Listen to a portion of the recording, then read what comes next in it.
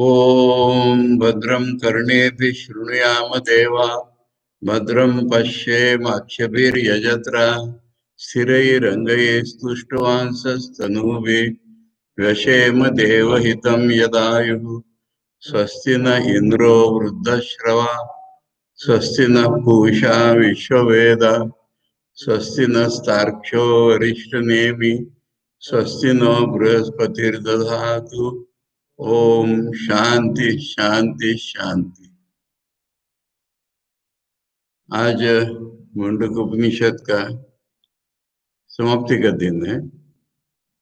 कल हम लोगों ने ऐसे तो 7 मंत्र पढ़े थे, 7वें की कमेंट्री नहीं पढ़ी थी, परंतु छठे की भी कमेंट्री ठीक तरह से नहीं पढ़ी थी कल हम लोगों ने, इसलिए छठे मंत्र से शुरू करता हूँ। वेदांत विज्ञान सुनिश्चितार्था संन्यास योगात् यतया शुद्ध सत्वा ते ब्रह्म लोकेषु परांत काले परामृता परिमुच्यन्ति सर्वे। पढ़ाई नहीं था कल, ये 7वां पढ़ा था वही, इसकी याद नहीं। वेदांत में अब एक एक शब्द का अर्थ समझ लो। वेद माने देवता ज्ञान, सूक्ष्म वस्तुओं का ज्ञान। वेदांत माने उसकी चरम सीमा ब्रह्म का ज्ञान, ब्रह्म आत्मा एकता का ज्ञान, ये वेदांत का अर्थ है।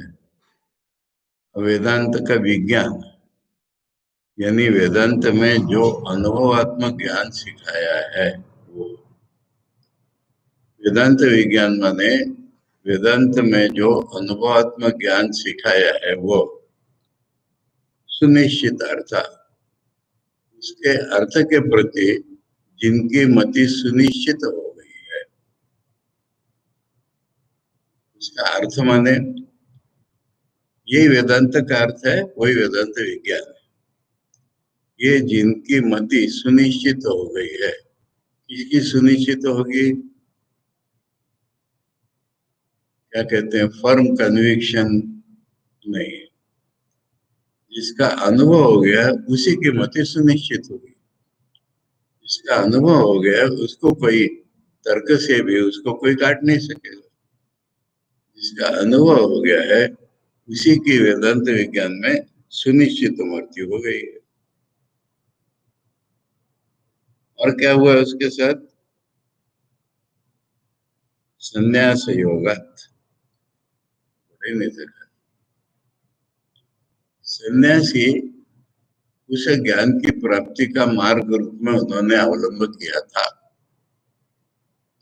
संन्यास योग। तो संन्यास शब्द का अर्थ क्या है?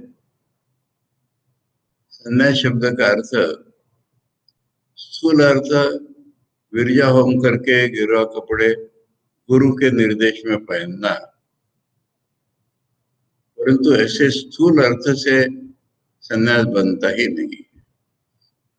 संन्यास शब्द का सही अर्थ हम गीता में ही पाते हैं। और संन्यास शब्द का अर्थ है कि जब हम आध्यात्मिक जीवन शुरू करते हैं तो ब्रह्म की जो उपलब्धि करना है उसकी रुकावट, उसकी बाधा केवल हमारा मैं और मेरा ही है, बाहर की कोई रुकावट नहीं होती। और ये जो रुकावट या बाधा है मैं और मेरा, इसके 2 स्तर है, लेवल्स। पहला जो स्तर है इसका, मैं करता हूँ, ये इसका स्तर है। अब जब मैं करता हूँ तो मैं अनुभवता भी हूँ। ये शब्द मेरा बनाया हुआ मान लीजिए, क्योंकि अनुभव करना कहने से करना शब्द दोबारा आ रहा है, इसलिए मैं अनुभवता हूँ कहता हूँ। मैं करता हूँ और मैं अनुभवता हूँ। मैं जो कर रहा हूँ उसका भी मैं अनुभव करता हूँ, ब्रह्म का अनुभव नहीं करता। ब्रह्म का अनुभव मुझे नहीं होता, जबकि मेरे में स्पष्ट रूप में द्वैत भाव है। मैं कर्म करता हूँ, तब तक मेरे ब्रह्म का अनुभव नहीं होता। परंतु आध्यात्मिक विकास के क्रम में एक ऐसी अवस्था आ जाती है मेरे मन में कि मैं करता हूँ, यह खत्म हो जाता है मेरा। और मैं करता हूँ जब खत्म हो जाता है, तब क्या मैं अनुभव होता हूँ? तब मैं इस दुनिया का अनुभव ही नहीं करता हूँ। सूक्ष्म रूप में होता होगा, स्थूल रूप में दुनिया का भी अनुभव नहीं करता हूँ। मैं तो ब्रह्म का अनुभव करता हूँ। मैं अपने ब्रह्म स्वरूप का अनुभव करता हूँ। इसलिए अब अनुभव करने वाला मैं है, और जब तक अनुभव करने वाला मैं है, तब तक पूरा ज्ञान हुआ ही नहीं है। केनोपनिषद में हमने लोग अच्छी तरह देख ली थी चीज। परंतु ये ब्रह्म का अनुभव तो हुआ। अब हमारी कोशिश यही रहेगी कि अनुभव क्या झांकी दर्शन के रूप में होता है पहले, फिर थोड़ा कंटिन्यू होता है, दृढ़ होता है, बढ़ता है, और फिर ये पक्व हो जाता है।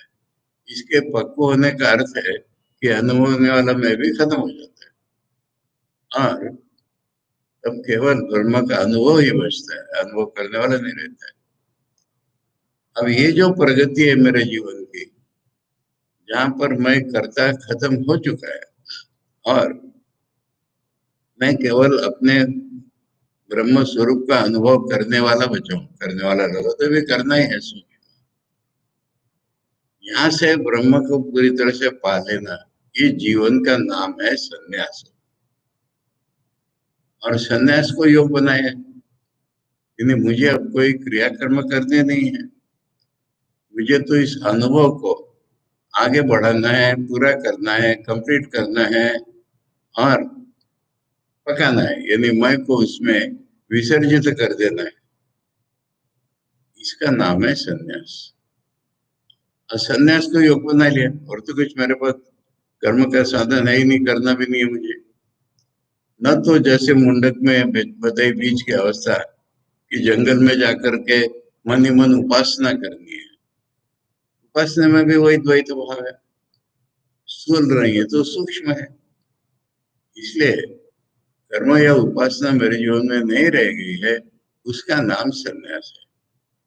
और उस संन्यास, संन्यास एक प्रक्रिया का नाम है, एक दिन का नाम नहीं है कि मैंने गिरो कपड़े पहन लिए तो हो गया। संन्यास उस साधना का ही नाम है कि जो मैं और मेरा कर्ता ये छूट गया है। उपासना में उपासक और ब्रह्म उपास्य ये भी छूट गया है, और मुझे ब्रह्म का, अपने ब्रह्म स्वरूप का अनुभव होने लगा है, और यह अनुभव पूरा हो जाएगा। इस प्रक्रिया का नाम संन्यास है। तो यही मेरा योग है, संन्यास योग। यतया, यतया का अर्थ होता है साधक, प्रयत्न करने वाला, ये इसका अर्थ है। साधारणतः हम आचार्य भाष्य में इसका अर्थ सन्यासी पाते हैं, क्योंकि ब्रह्म को अनुभव करने का प्रयत्न तो वही कर रहा है ना। तब तक तो प्रिलिमिनरी एक प्रकार से। परंतु यतया का शब्द अर्थ है साधक, प्रयत्न करने वाला। और क्या है ये? शुद्ध सत्व। हाँ, इसी को हम चित्त शुद्धि, मन शुद्धि कहते हैं। सत्व माने हमारा बी, सत्व माने हमारा मन, सत्व माने हमारा मन शुद्ध हो गया है, शुद्ध सत्व। ये लो, अब इसको क्रम कैसा भी पढ़ो। शुद्ध सत्व पहले हो गए हैं, फिर संन्यास हमारा योग हो गया। यतया तो सेंट्रल वर्ड है, कोशिश करने वाले हम शुद्ध सत्व हो गए। संन्यास को हमने योग के रूप में अवलंब किया, तब वेदांत विज्ञान में हमारा सुनिश्चित हो गया। ऐसे जो है ते, वो जो भी कोई हो, ते यहाँ पर देखना, पुल्लिंगी उल्लेख तो है, क्योंकि संस्कृत व्याकरण में बिना लिंग के कोई शब्द ही नहीं बनता, इसलिए पुल्लिंगी उल्लेख है।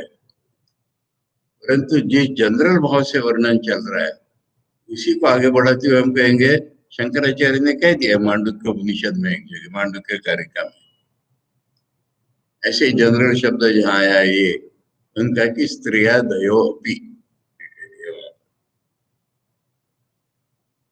इसलिए यहाँ पर बाहर से तो कोई भेद दिखाया नहीं गया।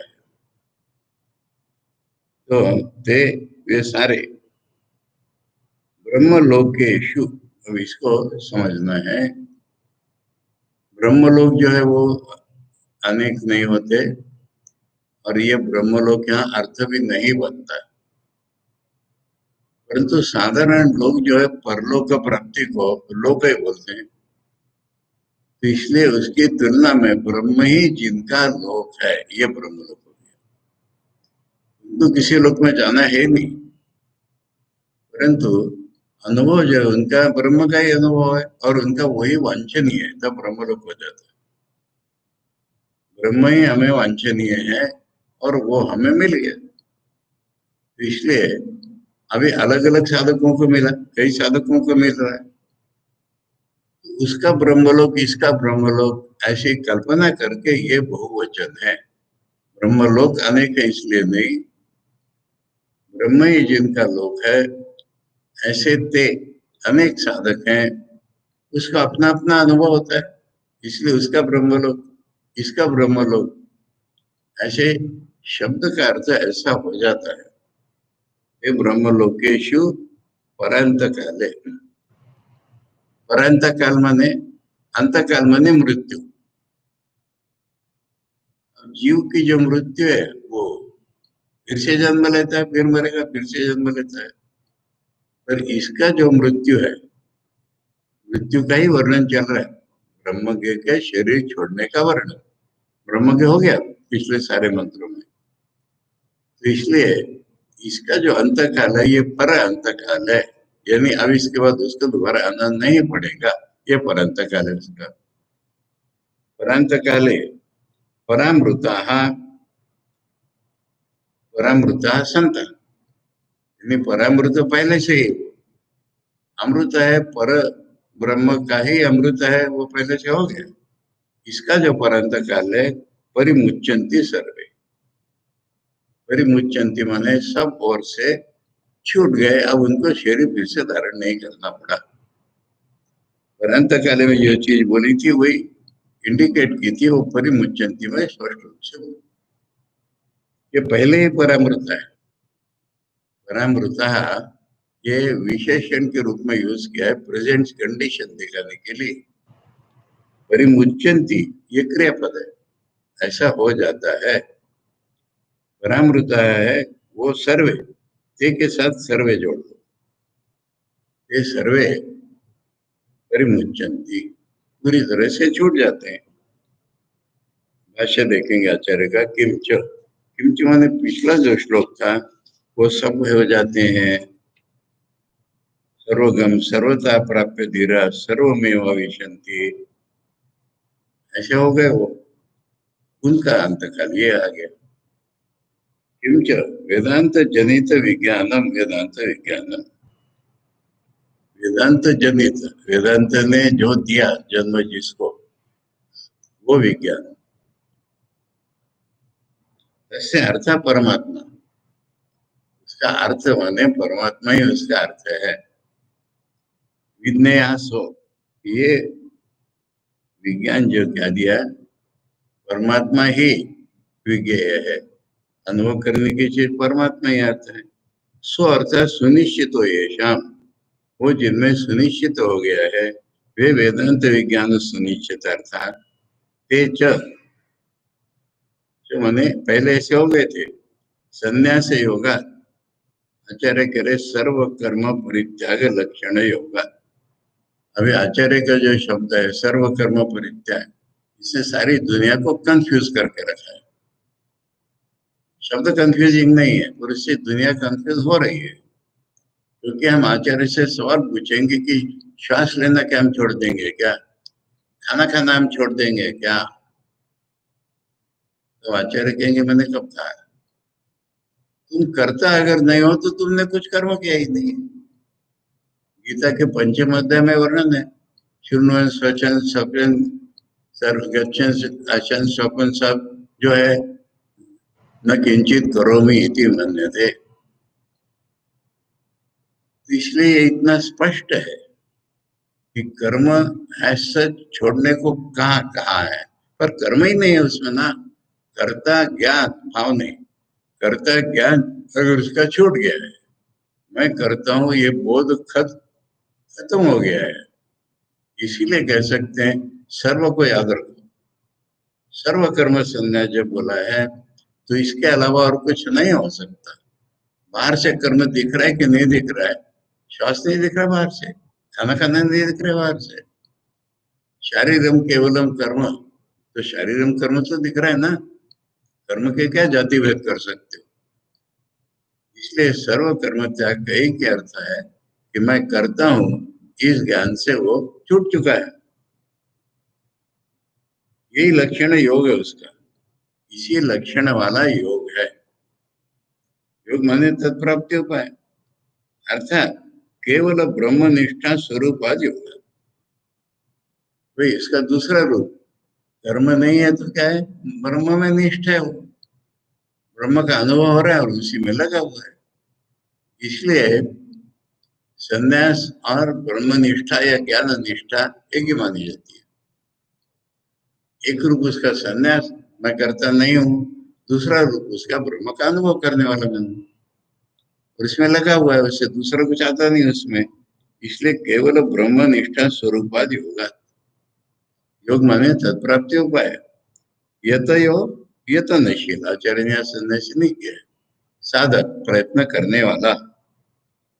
शुद्ध सत्व क्रम इसका जैसे निषेध में है, ऐसे आचार्य भाष्य करते हुए चले जा रहे हैं। हमने देखा ये एक के पीछे से एक, ऐसा पहले ऐसा हो गया तो पहले ऐसा हो गया था, ऐसा क्रम है ये। शुद्ध सत्व शुद्धम सत्वम येषाम संन्यास योगा ते शुद्ध सत्व, संन्यास योग से उनका सत्व शुद्ध हुआ है, यानी मैं करता छूट गया तो सत्व शुद्ध,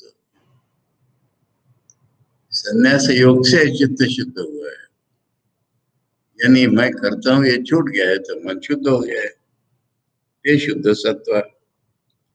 ये ब्रह्मलोकेशु, अब ये ब्रह्मलोक जो बहुवचन है इसका अर्थ समझा रहे हैं आचार्य, संसारी नाम ये मरण काला, संसारी लोगों का जो मरण समय है ये अपरांत, पूरी तरह से अंत नहीं है, अपेक्ष उस कंपैरिजन में तुलना में मुमुक्षु नाम संसार अवसान है, जो मोक्ष पाने का जिसकी कोशिश थी या मोक्ष पा लिया था जिसने, संसार अवसान है, उसका संसार खत्म हो गया है, मुमुक्षु है उसका संसार खत्म हो गया है। देह परित्याग काला, उसका जो देह छोड़ने का काल है परांत काला, वो आखिरी अंत काल है। तस्मिन परांत काले, आप कह रहे हैं कि ये ब्रह्म लोकेशु का बहुवचन समझा रहे हैं, साधका नाम बहुत्वात्, क्योंकि साधक जो है बहु है, ब्रह्म ही वो लोक ब्रह्म लोक है और ब्रह्म ही उनका लोक है। एकोपि अनेकवत दृश्यते प्राप्यते वा,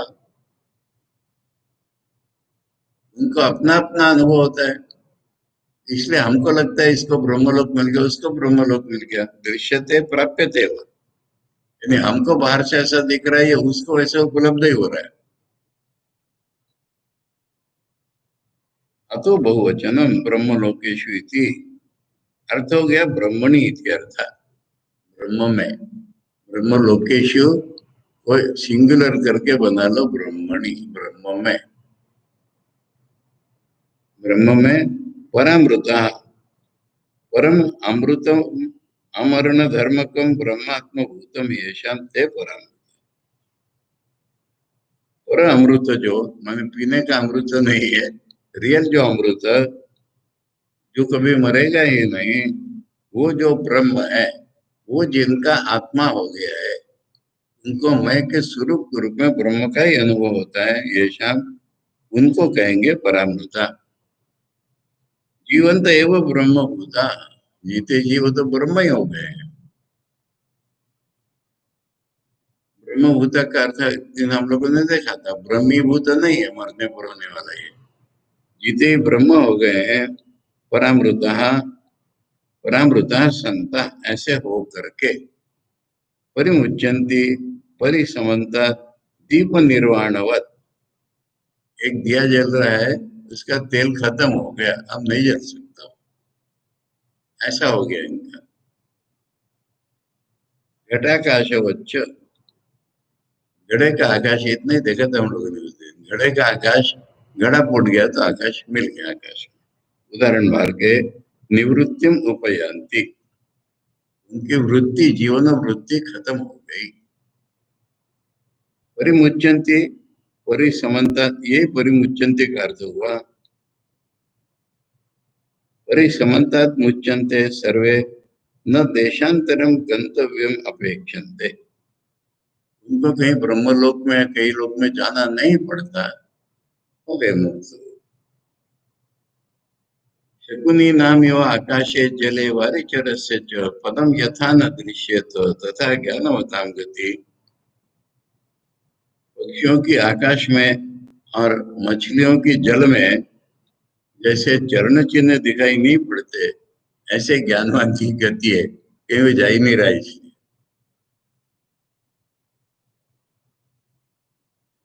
अनध्वगा अध्वसु पार इष्णवा इति श्रुति स्मृति में।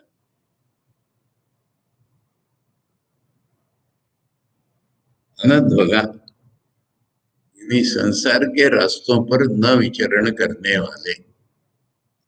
अध्वसु पार इष्णवा, ये रास्ते पर आना जाना ही पार हो गया है उनका, ऐसा वर्णन है। सन्यासी मोक्ष पाने वालों का ये वर्णन है कि संसार के रास्तों पर नहीं भटक रहे हैं, रास्ता पर भटकना ही खत्म हो गया जिनका। देश परिचिन्ना ही गति, संसार विषय है। अगर कोई गति हो तो वो तो स्पेस में होगी, वो तो संसार संसार ही की होगी। परिच्छिन्न साधन साध्यता, फाइनाइट ससीम साधनों के द्वारा प्राप्त किया हुआ साध्य होगा वो।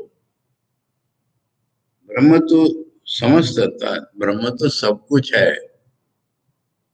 न देश परिच्छेद न गंतव्य, किसी एक लिमिटेड देश में जाना नहीं है वो।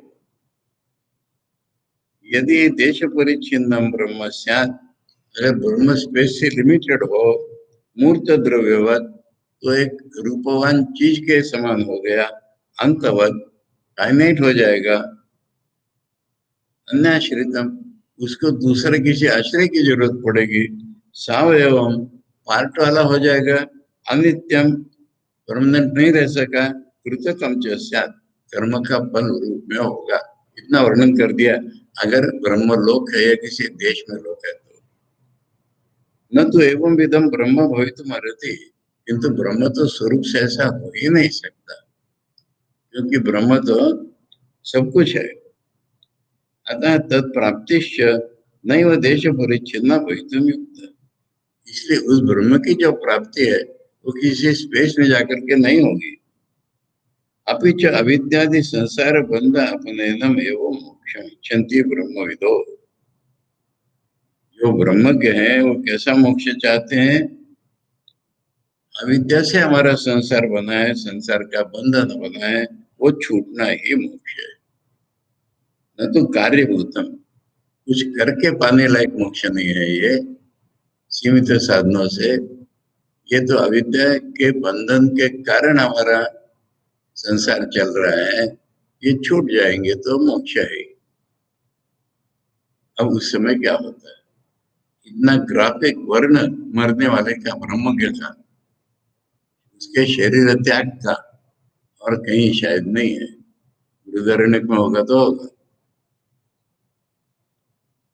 गता कला पंचदश प्रतिष्ठा, देवाश्च सर्वे प्रतिदेवतासु,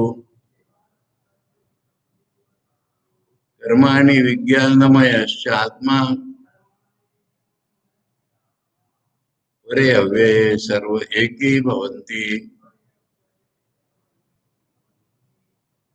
अब इसमें 15 कलाओं का उल्लेख है, और कला शब्द से चंद्र की कला छोड़ करके हम नहीं जानते दुनिया में कहीं। और चंद्र की 16 कलाएं होती है, क्योंकि प्रतिपदा से पूर्णिमा तक और पूर्णिमा से नीचे उतरते हुए वही रिपीट होती है। अमावस्या अलग कला है उसकी, इसलिए वो चंद्र की 16 कलाएं हैं। और मनुष्य के जीवन की 16 कलाएं हैं। पूरी दुनिया अगर ब्रह्म का रूप है, उसकी 16 कलाएं हैं। ये चंद्र की कलाओं से तुलना करके इसको कला कहा गया, और ये 16 कला का उल्लेख कृष्ण उपनिषद में आएगा। वहां से हम अगर देख लें पहले से, तो ये कलाएं देखो: प्राण, श्रद्धा, आकाश, वायु, ज्योति, जल, पृथ्वी, इंद्रिय, मन, अन्न, वीर्य, तप, मंत्र, वेदादि कर्मकांड, कर्म, लोका, उन लोकों में जाना हमारा, और नाम। ये 16 है। अब यहाँ पर क्या है? 15 कहला, और बाद में तीसरी लाइन में कर्माणी बोला है, तो स्पष्ट हो गया 16 कलाओं में से कर्म की गति अलग है, बाकी सबकी एक जैसी। तो ये जो 15 कलाएं हैं, मनुष्य के जीवन के जितने विभाग हैं, उनमें से कर्म छोड़ करके जो भी कुछ है, वो प्रतिष्ठा, प्रतिष्ठा क्या है? ये ग्रामर में द्वितीया का बहुवचन, जिसको हम प्रतिष्ठा कहते हैं, ये प्रतिष्ठा नहीं। 15 कलाओं, 15 कलाएं गता अपने प्रतिष्ठाओं में मिल गई, ये अर्थ है। 15 कलाओं के साथ प्रतिष्ठा आ रहा है शब्द, इसलिए प्रतिष्ठा माने इसकी प्रतिष्ठा एक की नहीं, 15 कला अपनी अपनी प्रतिष्ठा में चली गई। अब और क्या रहा हमारे इसमें? देवाहा, देवा मन हमारे ज्ञानेन्द्रिय और मन, ये देवा कहलाते हैं। सर्वे प्रति देवता, इसका एक कॉस्मिक काउंटर पार्ट होता है, समष्टि का रूप होता है। हमारी आंखें ऐसी भगवान की आंखें, सगुण ब्रह्म की। सूर्य, हमारे कान है तो सगुण ब्रह्म की दिशाएं हैं। ऐसे हमारे इंद्रियों की प्रति देवता होती है। वहीं से एक इंडिविजुअल बन के हम आ गए थे। समष्टि मन में जो देवताएं हैं, उनका एक व्यष्टि रूप हमारे में आ गया था, वो वहां चलेगी समष्टि रूप में।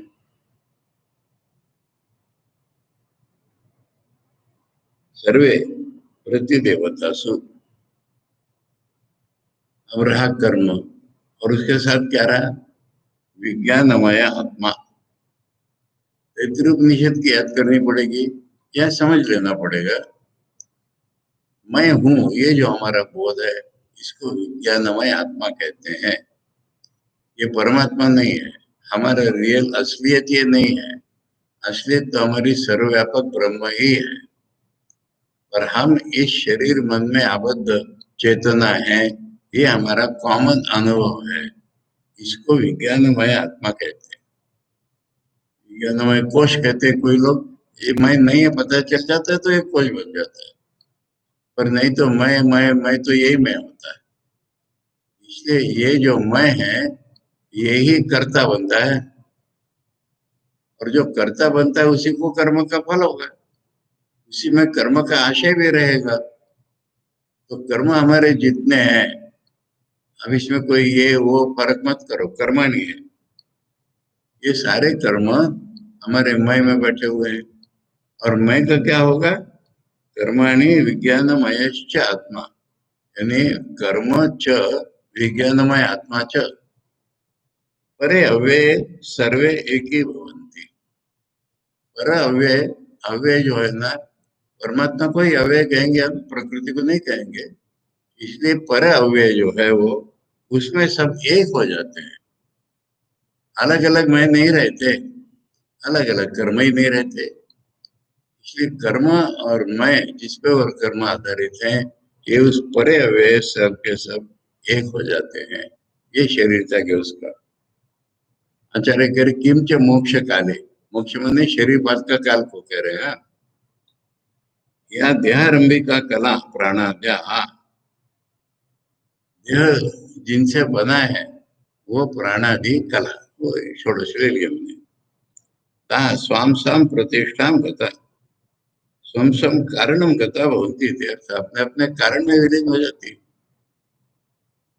प्रतिष्ठा इति द्वितीय बहुवचनम, आचार्य ने समझा दिया, एक कॉमन प्रतिष्ठा नहीं है सबकी, अपनी अपनी प्रतिष्ठा बहुवचन है। तो प्रतिष्ठा सिंगुलर होता है तो प्रतिष्ठा हम कहते हैं, प्लूरल है इसलिए प्रतिष्ठा बहुवचनम। पंचदश पंचदश संख्या का या अंत प्रश्न परिपठिता, आचार्य का देखना है इसके, तो छठे प्रश्न में देख लो, प्रश्न उपनिषद के प्रसिद्धा, वहां पर ये अच्छी तरह बताई गई है। हमने देख लिया कि वो 16 में से कर्म छोड़ के देवाश्च देहाश्रया चक्षुरादि कर्णस्या, ये देवता है। हमारे व्यष्टि देह में जो आंख कान नाक है, उनको कहते हैं कि ये देवता है। यानी हमको ऑब्जेक्ट्स रिवील करते हैं, इसलिए इसका नाम देवता है। सर्वे प्रतिदेवता सु आदित्य दिशु कथा भवंती थी। इनके जो प्रतिदेवता है, अनुग्रह देवता, समष्टि में जो देवता है, उनमें ये चले गए। यानी च मुमुक्षुणा कृतानि कर्माणि अप्रवृत्त फलानि, यहाँ पर फिर वही सवाल आएगा, पढ़ लेते हैं, इसके पैरेंथेटिकल क्लॉजेस देखना पड़ेंगे। यानी च मुमुक्षुणा कृतानि कर्माणि अप्रवृत्त फलानि, मुमुक्षु के जो कर्म है जो फल देने को प्रवृत्त नहीं हुए हैं, प्रवृत्त फलाना उपभोगेन एव क्षीयमाणत्वात्, जो प्रवृत्त हो गए वो तो शरीर उनका चलता रहेगा और शरीर के साथ वो क्षीण होंगे, क्योंकि परामृत हो गया उसका परिमुच्यंति कह रहा है। इसलिए वो अब तो वो भी नहीं रहेगा ना, हो गया वो उसका।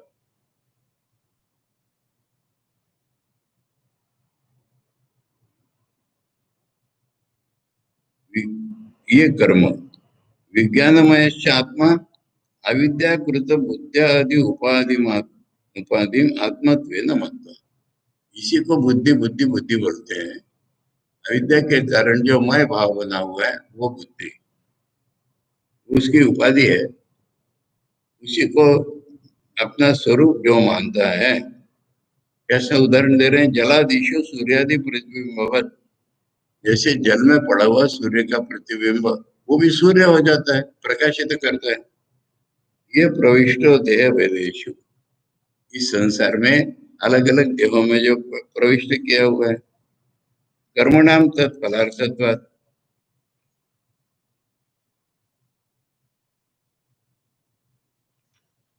कर्म उस विज्ञान में आत्मा को फल देने वाले हैं।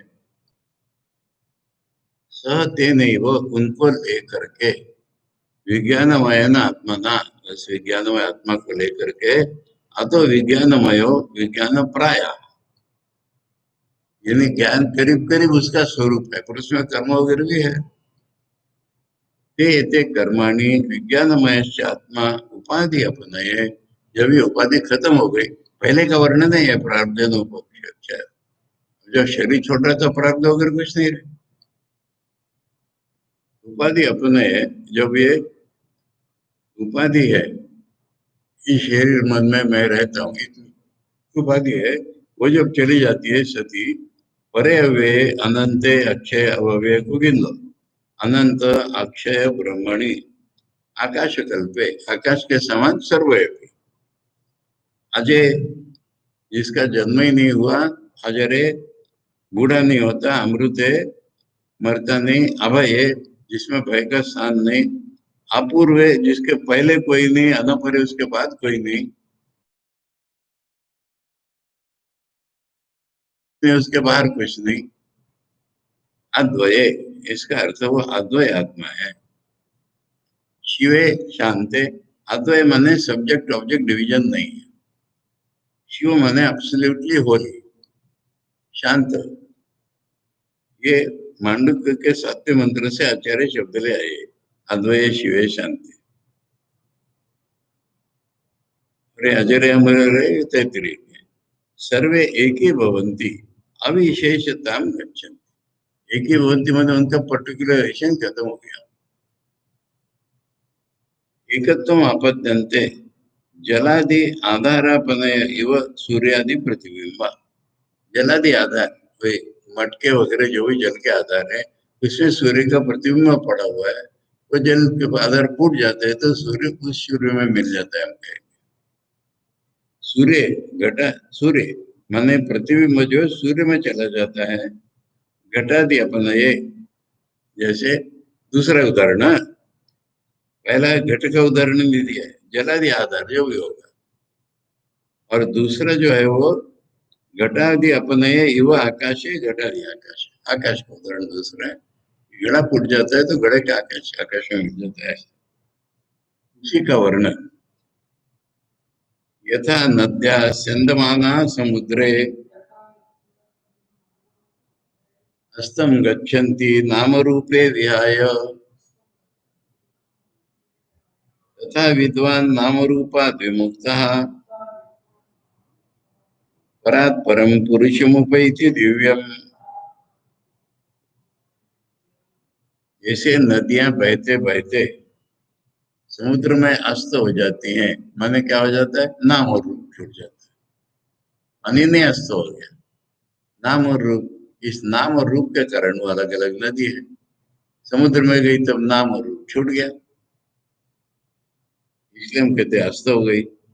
उसी प्रकार विद्वान जो है, जिसने अनुभव कर लिया है ब्रह्म का, अपने नाम और रूप से विमुक्त हो। अभी उसका नाम और उसका फोटो या हमारे मन में जो उसका रूप है, वो हमारे पास चिरकाल रहता है, किंतु उसके पास नहीं रहा। उसका अब कोई नाम भी नहीं रहा और उसका अब कोई रूप भी नहीं रहा। नाम रूपा विमुक्ता। गाय का परत परम पुरुषम, परत पर माने प्रकृति को पर प्रकृति कहते हैं, परा प्रकृति, अव्यक्त प्रकृति, उससे भी परे जो पुरुष है, दिव्य पुरुष है, वो उसमें चले गए। आचार्य कह रहे किंचित उदाहरण से समझा इस बात को। यथा नद्यो गंगाद्या, प्रत्यक्ष उदाहरण नाम ले रहे जिससे हमारे मन में आ जाए। संदमाना गच्छन्त्या समुद्रे, समुद्रम प्राप्त, समुद्र मिल गया। तम आदर्शनम, अब दिखती नहीं है गंगा हमको। अविशेष आत्मा भावम गच्छन्ति,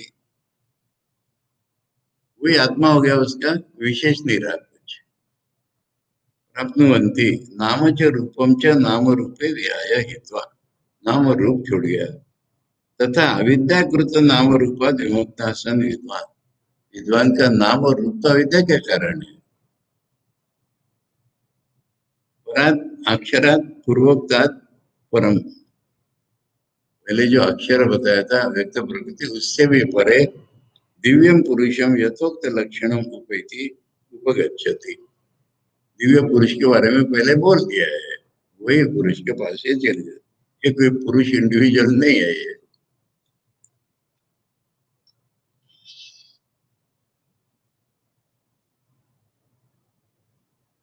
इतना होने पर भी हमारे मन की शंका नहीं जाती। ज्ञान हो गया है पर मुक्त होगा क्या, वो फिर से नहीं आना पड़ेगा क्या, इसलिए और क्लियरली बता रहे हैं। स यो ह वै तत्परमं ब्रह्म वेद, ब्रह्मैव भवति, न अस्य अब्रह्मवित् कुले भवति। तरति शोकं तरति पाप्मानं गुहा ग्रंथिभ्यो विमुक्तो अमृतो भवति। अब यहाँ पर जो भी कोई आया दोबारा, लिंग रूप है, पर जो भी कोई, स यो वह वही, जो भी कोई, उसने पर ब्रह्म को जान लिया, वो ब्रह्म ही हो गया।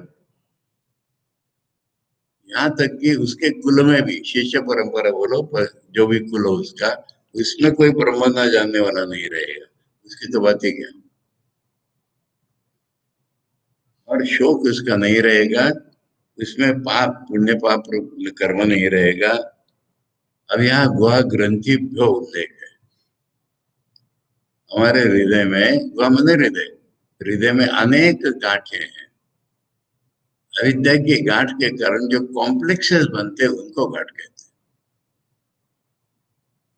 Superiority complex, inferiority complex, man complex, woman complex, ऐसा ये सारे कॉम्प्लेक्सेस है। ब्राह्मण कॉम्प्लेक्स, जाति कॉम्प्लेक्स, इंडियन कॉम्प्लेक्स, ये सारे कॉम्प्लेक्स जो है वो अविद्या के कारण बनते जाते हैं। अभी कॉम्प्लेक्स तो पड़े रहने तो वो छूट गया, बस विमुक्त हो, अमृत हो गया, और क्या कहना। आचार्य कह रहे ननु श्रेयसी अनेक विघ्ना प्रसिद्धा। एक कहावत है संस्कृत में, श्रेयांसी बहुविघ्नानि। श्रेय माने कल्याणकर चीज जो होती है उसमें बहुत विघ्न होते हैं। अतः क्लेशानाम अन्यतमेन, क्लेशानाम अन्यतमेन माने अविद्या अस्मिता राग द्वेष अभिनिवेश में से कोई एक, अन्य नवा देवादीन, या कोई देवता आ गया बीच में, राक्षस आ गया, कोई आ गया बीच में, जो विघ्न तो ब्रह्मविद अपनी अन्याम गति मृतो गच्छन्ति न ब्रह्म, मरने पर वो ब्रह्म में न जाकर के और कहीं चला गया, ऐसा हमें शंका हुई। आचार्य कह रहे न, ऐसा नहीं होता। विद्या एवं सर्व प्रतिबंध से अपनीत, जितनी प्रतिबंध हो सकते वो अविद्या के ही कारण होते हैं, विद्या में खत्म हो गए। अविद्या प्रतिबंध मात्रो ही मोक्षो,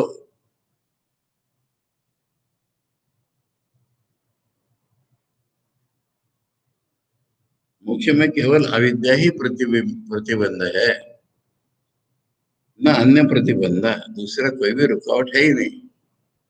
नित्यत्वात्, क्योंकि मोक्ष तो हमारा स्वरूप है, नित्य है वो, आत्मभूतत्वाच्च हमारा स्वरूप ही है, परमानेंट है, पहले से है। इसलिए तस्मात्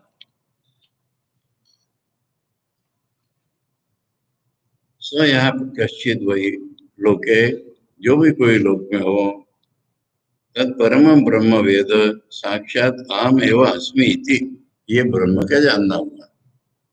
हम ब्रह्म से फाइनल ज्ञान नहीं है, पर ब्रह्म को जानना माने मैं हूं ऐसा जानना, ऑब्जेक्ट के रूप में जानना नहीं, इसलिए ये बात ऐसी होती है।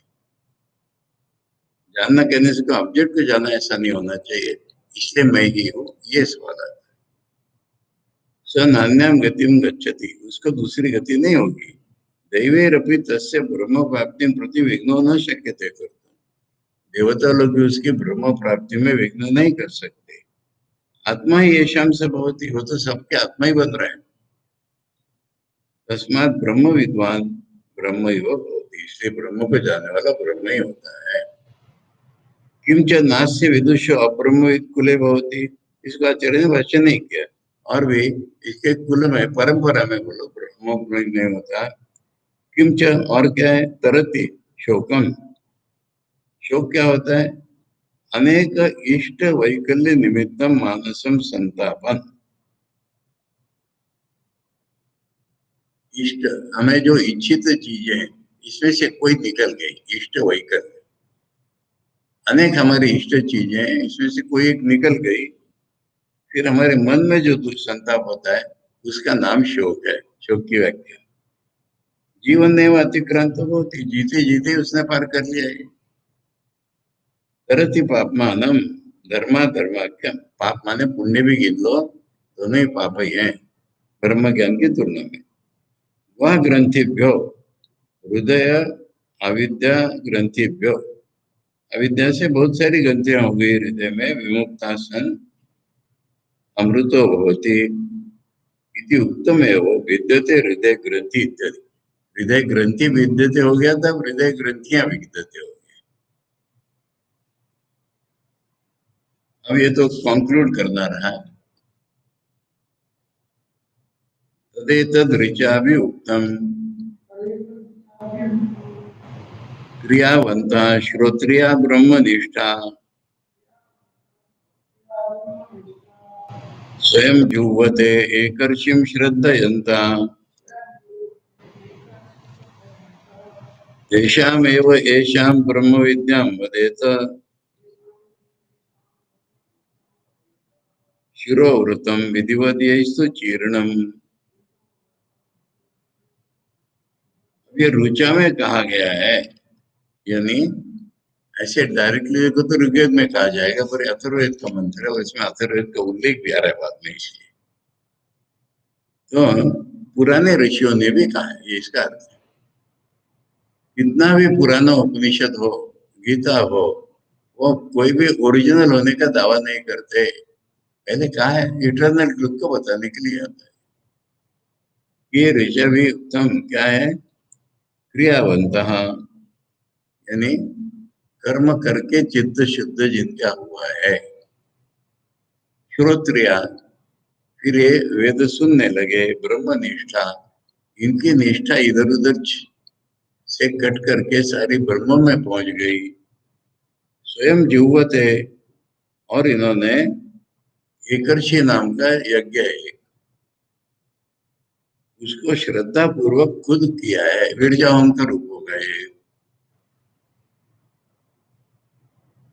उन्हीं को ये ब्रह्म विद्या कहनी चाहिए। और एक उसमें जोड़ दिया है, यानी एकर्षि यज्ञ तो किया है उन्होंने, शिरोव्रतम विधिवत यस्तु चीर्णम, ये अथर्ववेदियों का एक व्रत है, विधिवत सिर पे अग्नि धारण करना, ये भी एक संन्यास का लक्षण है। अग्नि माने अंगारे सिर पर नहीं रखे जा सकते, पर जैसे गमले में या किसी में रख ली सिर पे, ये इनका एक व्रत है। संन्यास के ये दो लक्षण दिख रहे हैं, उनको ही ये विद्या बोलनी चाहिए।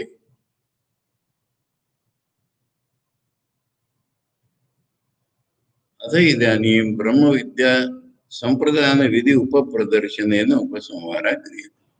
अब ये मुंडक उपनिषद का उपसंहार जो है ना, ब्रह्म विद्या का जो संप्रदान है, सही अर्थ से गुरु ने शिष्य को देना है, जैसा कि वो शौनक अंगिरस के पास गए और अंगिरस ने सिखाया, वो विधिवत देना है, उसका पता करके ही उपसंहार किया जा रहा है। तदेतद् विद्या संप्रदान विधानम रुचा मंत्रेण अभिउक्ता उत्तम अभिप्रकाशितम। ये जो विद्या संप्रदान विधि है, ये पुराने मंत्रों ने भी बोली है। क्रियावंतो यथोक्त कर्मानुष्ठान युक्ता, यथोक्त कर्म करके ही वो आगे बढ़े। श्रोत्रिया ब्रह्मनिष्ठा, ब्रह्मनिष्ठा माने अपरस्मिन् ब्रह्मणि अभियुक्ता पर ब्रह्म भूत्सवा, पर ब्रह्म तो पा लिया इन्होंने और पर ब्रह्म पाने में निष्ठित हो गए, ये ब्रह्मनिष्ठा वही हो गया ना, कर्म चित्त शुद्ध हो गया, आगे बढ़ना है। स्वयं एकर्षि नामानम अग्निम जुह्वते, एकर्षि नाम का यज्ञ करते हैं, खुद करते हैं, दूसरे से करवा के नहीं चलता। जुह्वते श्रद्धयंता, श्रद्धाना संता, श्रद्धा है उनमें, ये तेषाम एवं संस्कृत आत्मनाम, ऐसे जो प्यूरिफाइड है, पात्रभूता नाम फिट हो गए हैं, एताम ब्रह्म विद्याम वदेत ब्रूयात, और भी एक उसमें शिरोव्रतम शिरस्य अग्नि धारण लक्षणम यथा अथर्वणा नाम वेदवर्तन प्रसिद्धम।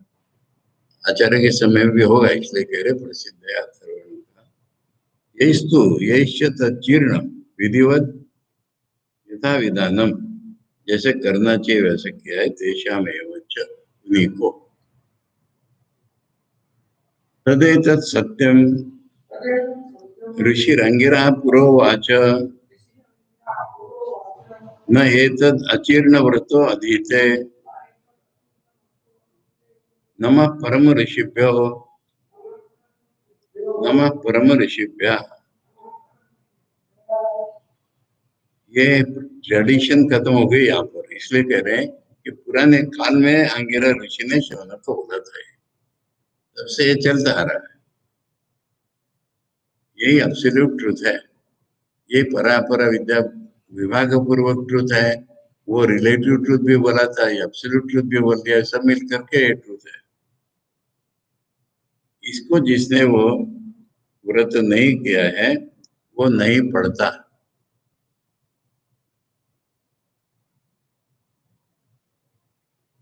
अब जो परम ऋषि है,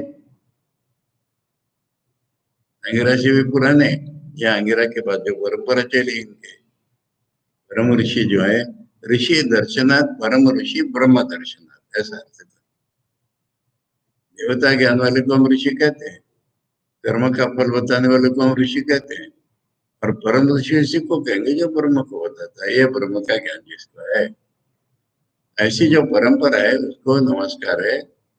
दूसरी बार कहना परंपरा के विभिन्न अंगों के लिए या मुंडक उपनिषद की समाप्ति के लिए। तद एतद अक्षरम पुरुषम सत्यम, वही अक्षर पुरुष ही सत्य है। ऋषि अंगिरा नाम, अंगिरा नाम का ऋषि था पूरा पूर्व, पुराने काल में शौनकाय विधिवत उपसन्नाय पृष्ठवते हुआ। शौनक जो विधिवत गया था उनके पास, उनको उसने बोला था तद्वत अन्यों भी, जो भी कोई हो, तथा एवं श्रेयोर्थी ने, जो मोक्ष चाहने वाला हो, मुमुक्षवे मोक्षार्थम विधिवत उपसन्नाय, श्रेयोर्थी ने का अर्थ करना पड़ेगा, अपना भला चाहता है, क्योंकि मुमुक्ष अलग से शब्द है। विधिवत उपसन्नाय ब्रूयात इति अर्थ, जो विधिवत पास में आया हो, शौनक गया था वैसे, ऐसे को बोल दे। नहीं तो ग्रंथ रूपम, ये जो ग्रंथ है माने इसमें जो विद्या दी है, अचीर्ण व्रतो आचरित व्रतो अपनी अधीते, जिसने वो व्रत नहीं किया है वो पढ़ता भी नहीं है, न पढ़ती। जीर्ण व्रत से विद्या फलाए संस्कृत, क्यों नहीं पढ़ता? पढ़ने से कुछ फायदा नहीं मिलता। पहले बोल दिया था संन्यास निष्ठ होने से ही विद्या फलवती होती है, तो इसलिए वही पढ़ता है। क्यों? जो दूसरा पढ़ता है उसको कुछ फायदा नहीं होता है। समाप्ता ब्रह्म विद्या सा येभ्यो ब्रह्मादिभ्यो, वहां से लो, ब्रह्मादेवानाम प्रथमा से पारंपर्य क्रमेण संप्राप्त, परंपरा से हमें प्राप्त हुई है। तेभ्यो नमः परम ऋषिभ्यो, परम ब्रह्म साक्षात दृष्टवंतो, ये परम ऋषि हो गए जिन्होंने पर ब्रह्म प्रत्यक्ष अनुभव कर लिया। ये ब्रह्मादयो अवगतवंत, दो शब्द लगाए हैं, पर ब्रह्म साक्षात दृष्टवंतो अवगतवंत, ने प्रत्यक्ष अनुभव के पूर्वक जान लिया, ऐसा अर्थ। ये परम ऋषया तेभ्यो भूयोपि नमः, दोबारा नमस्कार है। निर्वचनम अति आदरार्थम, विशेष सम्मान दिखाने के लिए, मुंडक समाप्त्यर्थम च, और मुंडक की समाप्ति की घोषणा करने के लिए। हम लोग नवरात्रि के प्रारंभ में इस मुंडक को पूर्ण करने के लिए हम लोगों ने 2 दिन पढ़ा, अपूर्ण न रहे इसलिए। और इसके बाद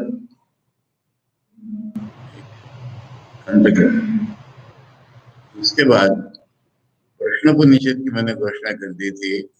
26 तारीख को विजयादशमी है, 27 तारीख को हम इसी समय प्रश्नोपनिषद का पाठ आरंभ करेंगे। ओम भद्रं कर्णेभिः शृणुयाम देवा, भद्रं पश्येमाक्षभिर्यजत्रा, स्थिरैरङ्गैः स्तुष्टुवांसस्तनूभिः, व्यशेम देवहितं यदायुः। स्वस्ति न इंद्रो वृद्धश्रवा, स्वस्ति न पूषा विश्ववेदा, स्वस्ति नस्तार्क्ष्यो अरिष्टनेमिः, स्वस्ति नो बृहस्पतिर्ददातु। ओम शांति शांति शांति। हरि ओम तत्सत्। श्री रामकृष्णार्पणमस्तु।